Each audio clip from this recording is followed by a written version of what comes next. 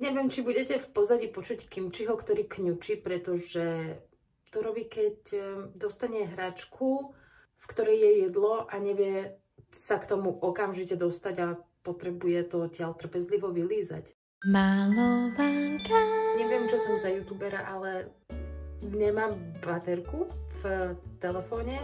Napriek tomu som sa rozhodla, že teraz spolu niečo natočíme. Už pol roka mám chuť si zmeniť farbu vlasov. Najprv som chcela si dať blond, ale spomínala som na to, ako ma to všade všetko hrozne pálilo, zničilo mi to vlasy a potom som sa oholila. Nechcela som zároveň, aby to bolo nejaké porozchodové rozhodnutie, avšak ma neopúšťa túžba niečo vymysleť s týmito vlasmi, tak som sa rozhodla, že si dáme teraz červenú. Ak si pozerala moje predchádzajúce video, tak vieš, že bojujem s depresiou a síce je fajn robiť všetky zdravé, úžasné veci, potrebujem urobiť aj niečo, čo nie je také zdravé.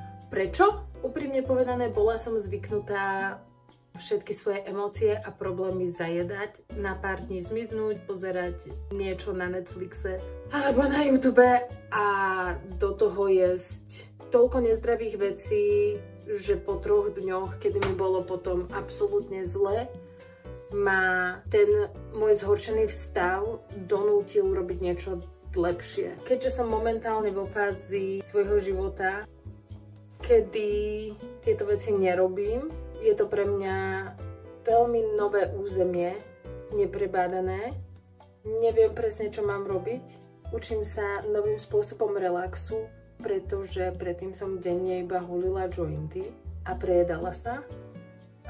Povedala som si jednoducho, že to musí skončiť, pretože mám problémy s pleťou, so spánkom, náladou, depresiou, úzkosťami, motiváciou, emóciami, you name it. Dneska som cítila hrozné úzkosti a kúpila som si teda červenú farbu, nad ktorou som už dlho rozmýšľala. Je asi 10 hodín. Už som si niekoľko dní neumývala vlasy, ktoré už dávno mali byť umyté. To je niečo, čo nerobím tak často, ako by som mala. Fakt ako raz za týždeň maximálne, ale väčšinou si tak po 2 týždňoch všimnem, že ma dosť svrbí hlava a musím si ich umyť. Takže teraz už nutne potrebujú umyť. Viem, že bude to teraz, alebo si ich musím umyť. A potom to znova neurobím, takže potrebujem urobiť toto rozhodnutie, nafarbiť si vlasy na červeno, možno mi to nechytí, možno budem vyzerať hrozne, I don't know. Uvidíš. Uvidíš, si tu so mnou. Okrem toho som bola ešte v Textile House, som na tom finančne fakt dosť zle. Fakt dosť zle. Ale mali vyvesené, že je všetko za 50 korún a povedala som si, Kristína, 50 korún máš. Mám za 450 korún nakúpené úžasné veci. V živote som si nefarbila červené vlasy. Predpokladám, že by mi to mohlo chytiť. Let's find out. Myslím si, že toto je asi najzdravšia spontánna vec, ktorú niekto môže urobiť, nie?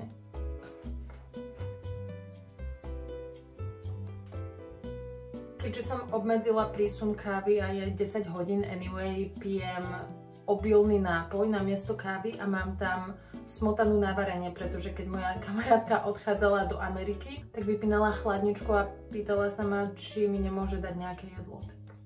Ako sa hovorí, darovanému koňovi na zuby snažila som sa kávu obmedzovať už dlhšie. Videla som, že mám z toho úzkosti, ale ak ste si to nevšimli, som závislá na ovesných flat whiteoch.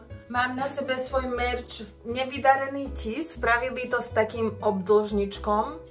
Je to moje erárne tričko. Dúfam, že sa bude držať slova a ja sa stanem úplne, že sexy redhead.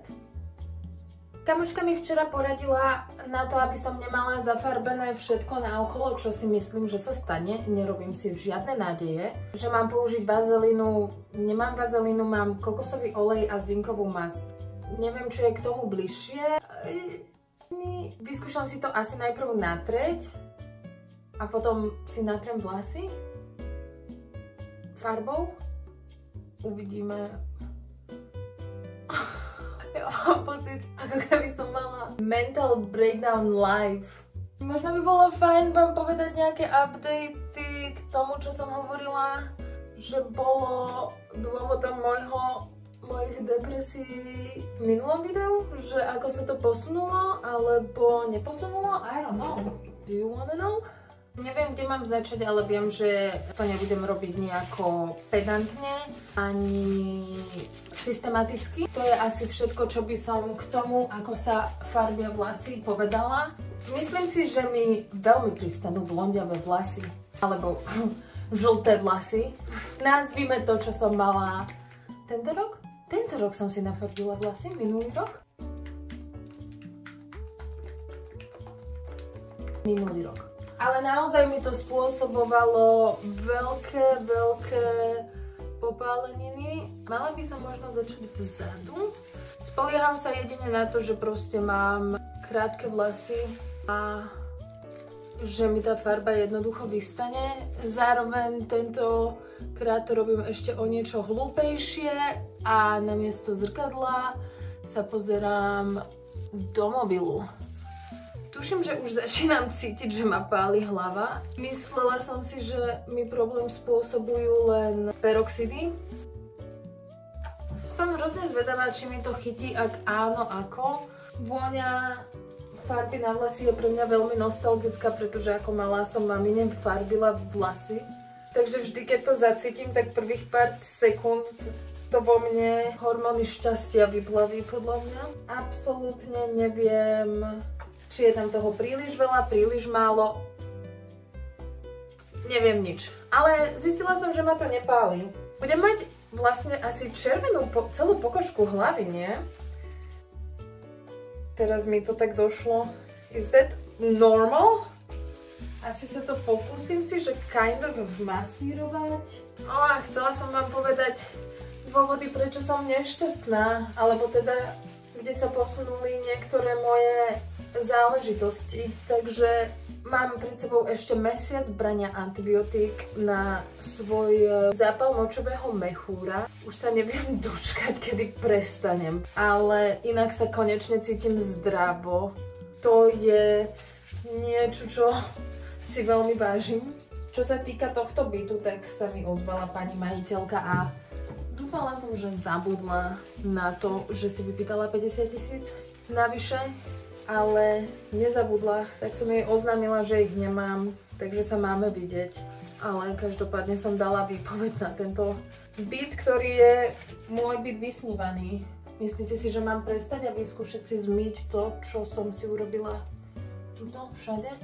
Asi by som najprv mala zistiť, ako dlho si túto až 3-krát viac lesku Vivid Colors Bright Red farbu mám nechať. Takto sa rozhodne vlasy nefarbia. Hej Siri! Určite to nikto nikdy nerobte bez rukavic tak ako ja. Ale nalejme si čistého vína. Prečo mám také náročné 2 mesiace? Není náhoda, že je to preto, že mám psa. Tie všetky povinnosti a zodpovednosť sú ten najmenší problém.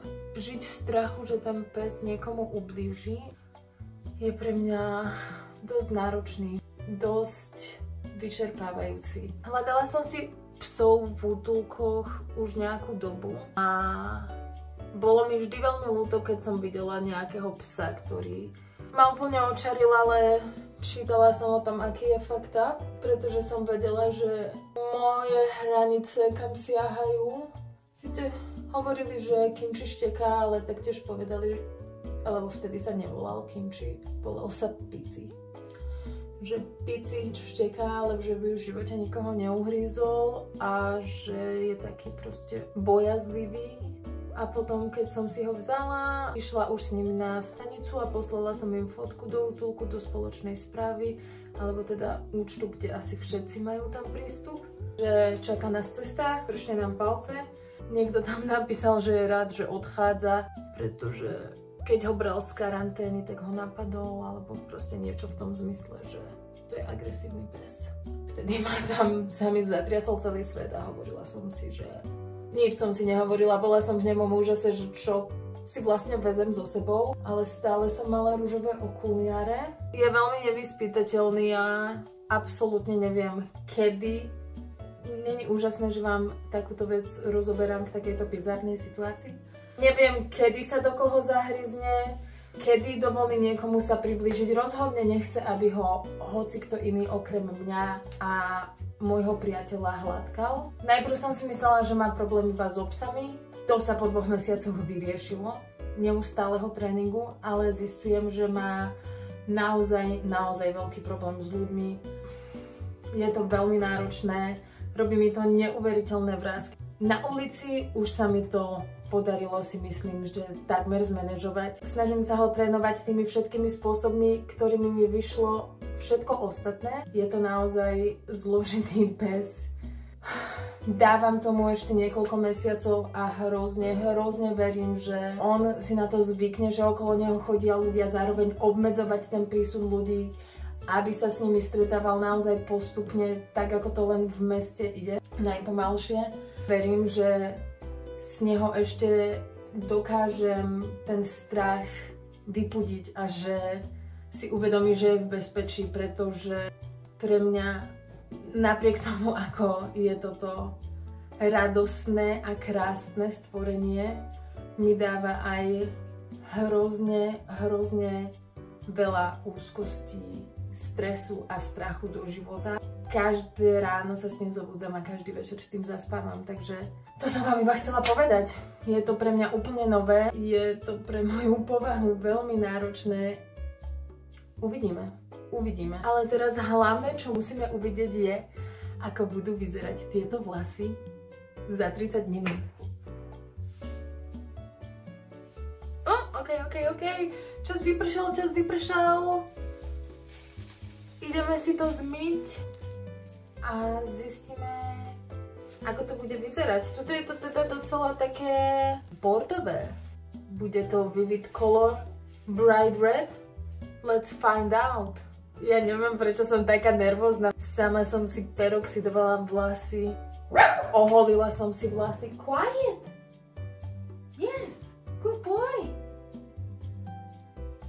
Hi, Bobby! Quiet! Som zvedavá.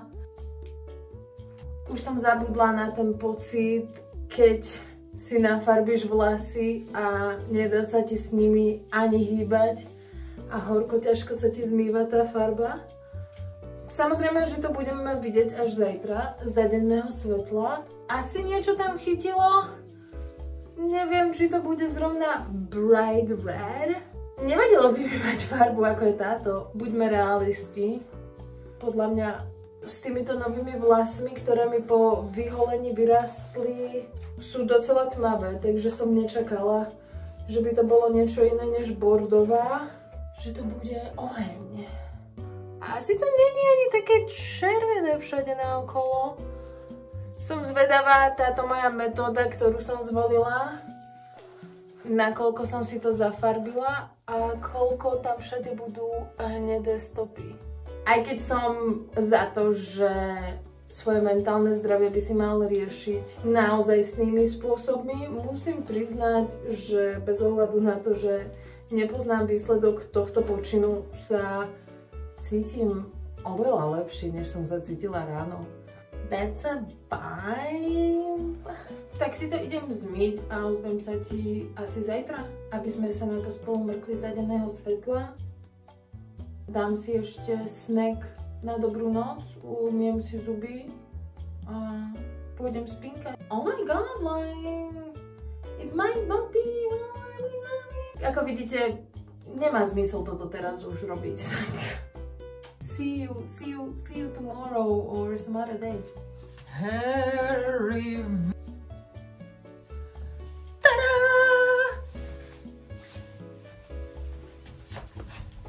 Hi pumpkin.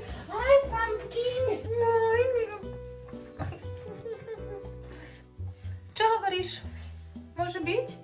Akože není to červené, je to bordové, ale ani som popravde nečakala, že by to chytilo nejako inak. I love it. Som zvedavá, ako sa bude tá farba vymývať, ako často si to bude musieť farbiť. Baby, oh baby, I love you. Chápete, že tento cute pesko môže byť taký evil? On je taký cute. prosím vás, držte nám všetci palce, pretože myslím si, že on si to zaslúži.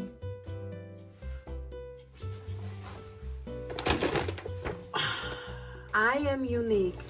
Well, nepotrebujem byť žiadna snowflake. Kľudne môžem byť ako všetci ostatní naokolo. Nemám veľmi rada takéto slogany.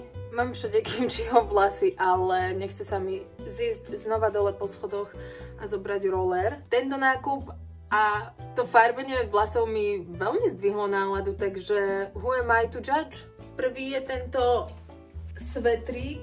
Musím vám povedať, že odkedy mám malé prsia, tak tesné topíky mi robia veľkú radosť nakupovať a cítim sa veľmi dobre, pretože ako vidíte, nemám žiaden zadok a teraz to mám vyrovnané. Vždy som mala túto také a túto nič.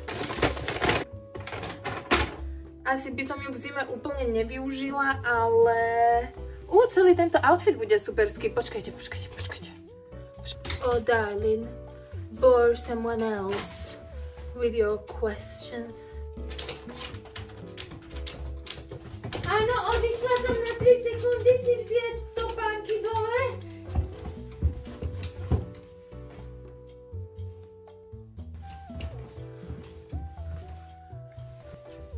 Armani gacošky pôvodne boli za 317 korún, čo už to by bola výhra, ale ja som ich mala za koľko?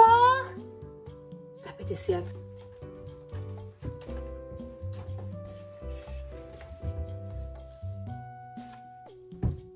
My dog would bite you if he could. Pokazil sa mi zip na mojich baggy jeans. Našla som v pánskom oddelení tieto. Sú tmavé, takže sa na nich budú krásne vynímať kimchiho chlpy. That's always a plus. Akurát sú extrémne dlhé. Ja mám asi 173 cm, takže si viete predstaviť, ako veľmi dlhé musia byť. Chcela by som si ich dať zašiť u niekoho profesionálne.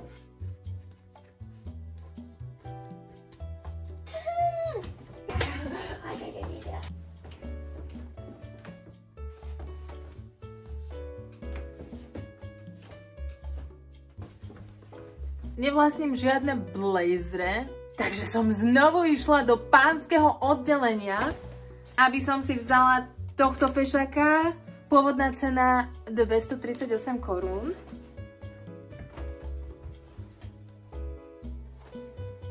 For breakfast, we do something cool, like have a cigarette and like a bar of chocolate.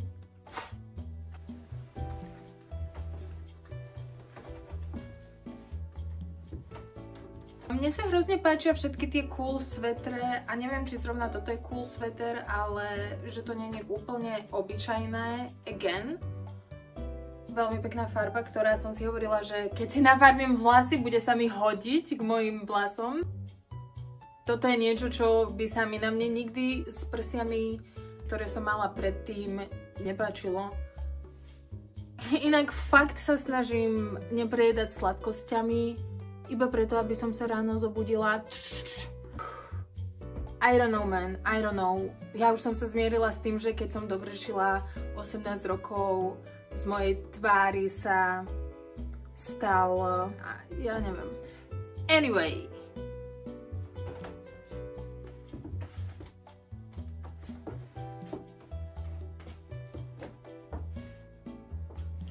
Bude toto nejaký problém? Na tomto videu, nie v mojom živote. Ja som si najprv myslela, že to má byť nejak takto, alebo niečo, ale asi to tak není moc pohodlné. But this is also good. Stálo to 197 korún. Jediné, kde nemám cenovku, bola tá bunda, čo ma mrzí najviac. Ale zároveň... myslela som si, že posledný kúsok bude tiež vyzerať dobre s tými... kovbojskými botami, ale opak bol pravdou.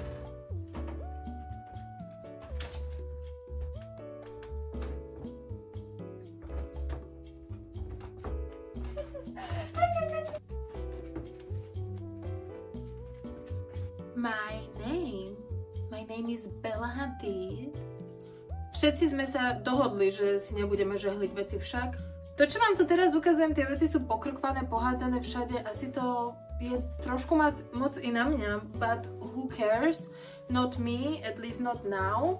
Ani som vám nejako nevysvetlila, čo z toho som si kúpila. Je to táto hnedá sukňa s takými vyšívkami, štruktúrou, vrstvami.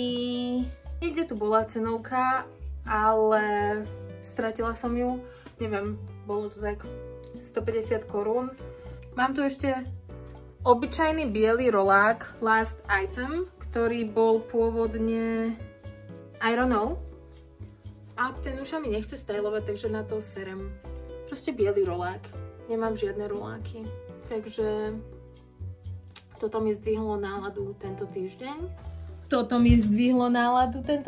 A zároveň mi ju aj totálne zničilo. Rada chodím do tých cool sekáčov.